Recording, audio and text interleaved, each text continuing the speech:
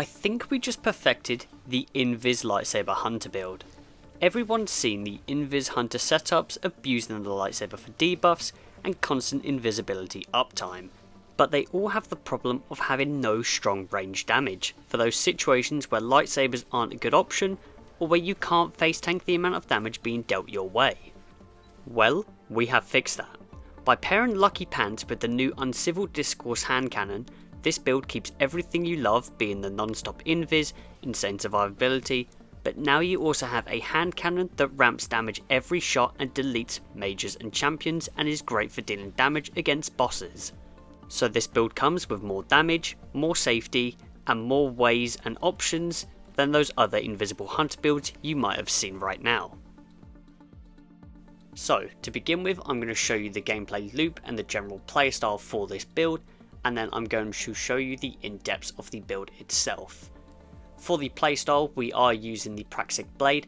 Every kill we get with this, we are going to get invisibility. This is going to turn us into an assassin essentially, making it so we can't get damaged because we're constantly invisible, killing targets as soon as we get out of invisibility to keep that loop going. Then for those ranged counters, or for them times where you just can't face tank damage with a lightsaber, we are going to be using the Lucky Pants, which gives us stacking bonuses to our hand cannon damage. Speaking of hand cannon, we will be pairing it with the Uncivil Discourse. This is going to deal out a crap ton of damage. This is perfect for when we come up against champions or boss encounters in strikes, etc. So again, we are using our lightsaber. Every kill is going to give us invisibility. We come out of it, get a kill, invisibility again. This is great for these little ads, yellow bars, etc, etc. But then when we come up against a champion, we might not be able to deal enough damage, so we pull out our hand cannon, which comes with stacking damage, and we are just going to melt anything with this from afar. And it's honestly that simple. That is the build. It comes with everything you love from the Invis Hunter build, but with that insane capabilities of dealing range damage. Just to elaborate a bit more, we're going to spawn Carl here, just to show you the damage that this Lucky Pants hand cannon combo can do. So for example, if it was like this, there's no ads, our lightsaber, we can't get that invisibility loop going, we're kind of screwed. We're not going to be able to face tank Carl with our lightsaber that well without risking ourselves dying. So we can easily swap to the hand cannon, we deal damage, and it works out perfectly that the heat sort of builds up as soon as the timer is done.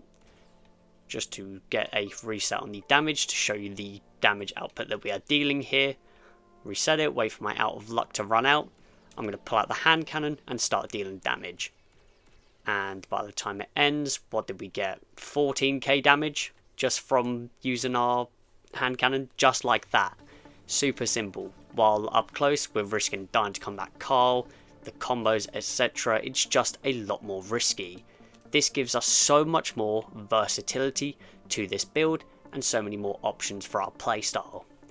Also, if we do get stuck out in the middle of nowhere with no ads nearby, we do have other options such as dodging to create a clone, or the ads will focus the clone, we can then get back in our invisibility loop. We can also pop our super to help ourselves out, or pop Transcendence, which we are going to be getting all the time because we are using a kinetic weapon, which is our Praxic Blade. This build has so many options. Now, in terms of the build itself, for our exotic armor, we are using the Lucky Pants. For a short time after pulling out a hand cannon, they are going to be more accurate and we gain increased damage for every hit we deal against an enemy. So as you saw against Combat Carl, if I pull out my hand cannon, I'm then going to get this buff called Illegally Modded Holster on the left side of my screen, and then I'm going to get stacking bonuses. So we are on 4, 7, 8, 10, and when we reach 10 we are hitting 1800 a shot for a hand cannon, which is nuts. Now for our exotic weapon, we are obviously using the Praxic Blade. For the Praxic Blade, the most important thing you need is the impact core. This is going to make it so we apply Weaken every time we hit a target, which pairs up with our aspect, which is defeating a target affected by any elemental debuff will give us invisibility. That is how we are achieving our constant invisibility loop, by pairing the impact core for the lightsaber with that aspect. Everything else for your lightsaber is entirely personal preference. The only important thing is the impact core. For our hand cannon, I would highly recommend the Uncivil Discourse. This is how you are going to get the most damage output, pairing it with the Lucky Pants, because it is a special ammo hand cannon, and it's also a heat weapon, and it's also new. It's just fun to use the new stuff. For our heavy weapon, I would probably recommend the refurbished A499, just because it's insanely strong. It's a new weapon again, it's fun to use, and it gives us that ranged power again. Now, in terms of our subclass, we are going to be using Shadow Shot Deadfall. This is because every time we pick up an orb of power, we are going to get a Void Overshield, which is very helpful, and it's just the best option for this build. For our abilities, you can use whatever you want. I like Marksman Dodge because we're not fussed about our melee, we don't care about that. Reloading our ammo is nice to have, so we'll use Marksman Dodge. You could also use Acrobat's Dodge, it's entirely up to you, use any of these too. For our melee, again, we are not fussed about melee in this build, so use whatever you want. I just use Threaded Spike. For our grenade, you can use anything you want here. I like the Duskville grenade to slow down targets dealing with overload champions. You could also use the grapple grenade for a bit of travel, or any of the other grenades. I just use the Duskville to deal with those overload champions because that is the one thing we are missing in this build. For our aspects, we have Stylish Executioner. Defeating a target affected by an elemental debuff will give us invisibility. This is what we are using for that invisibility loop, but this also counts for everything. So if we get a kill with our Transcendent Grenade, that's going to give us invisibility. Kill with our Super, which applies debuffs, invisibility. So much invisibility in this build. And then we are obviously using Threaded Spectre. This is for those situations where we might be sort of out of our invisibility loop. We can just dodge. All the aggro goes to the clone, we can sneak around, get kills, get back into our loop. For our fragments, we are using Facet of Purpose. Every time we pick up an orb of power, we get an overshield. We are then using Facet of Grace. Defeating targets with a kinetic weapon is going to give us even more Transcendence energy. This is just going to give us our Transcendent meter even quicker, so we can use it even more. Then we can use Facet of Dawn. Powered melee hits makes us radiant. I like to use this when I'm using my hand cannon against a boss. I'll throw out my melee, give myself more weapon damage, then start the hand cannon loop to ramp up that damage even further. We are then using Facet of Protection because we are going to be up close and personal when using our lightsaber. This can help with that survivability. And then we've got Facet of Balance. This is just rapidly defeating targets with darkness damage, which gives grenade energy. Light damage gives melee energy. It just helps us get our abilities back a little bit quicker. And in terms of the artifact, there is a few important ones here. Most of it is personal preference, but you can use Riposte, which is nice for using our lightsaber. Power from Pain, rapid final blows against weakened combatants, which will be everyone we hit with our lightsaber, will give us Devour, which will give us help with our regen for abilities and health on kills.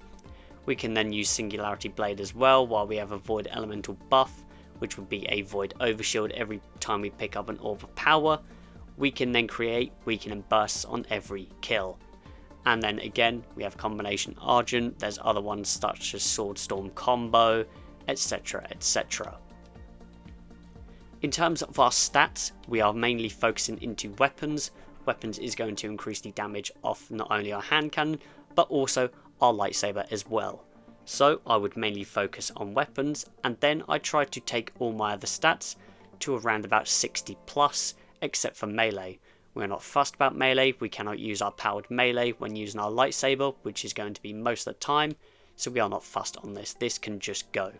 Everything else I like to get to sort of about 60 plus, so that we have some good uptime on them and some use out of them, especially the health one to help us with Orbs of Power, to help with that survivability. Now, in terms of mods, we are using 2 kinetic siphons on the helmet to help with Orbs of Power, and then we are using Special Ammo Finder because we are using 2 special ammo weapons in this build. For our arms, we are just going for pretty much grenade stuff on here because there's nothing else that really helps. So again, our Duskville grenade, etc, etc, is the best thing we can get from our arms. For our chest piece, one of the most important ones is lucent blades. This is going to make it so we can do our deflections. Our deflection energy is going to come back quicker.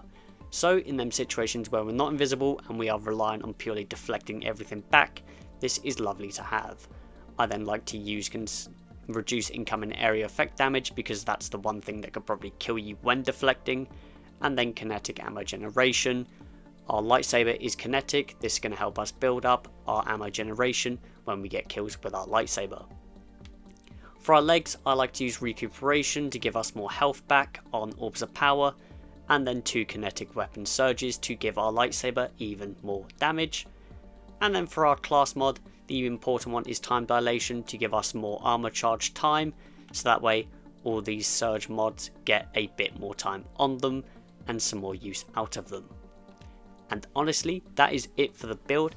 It is super simple. It just builds upon what you have seen already with the other Invis Hunter builds, that gives us so much more versatility, options and range damage to compare to others. If you did find this video helpful, a like and subscribe goes a long way. We are on the road to 1,000 subs, and let me know what you think of this build down in the comments below. That is it from me. As always, I hope you have a good rest of your day.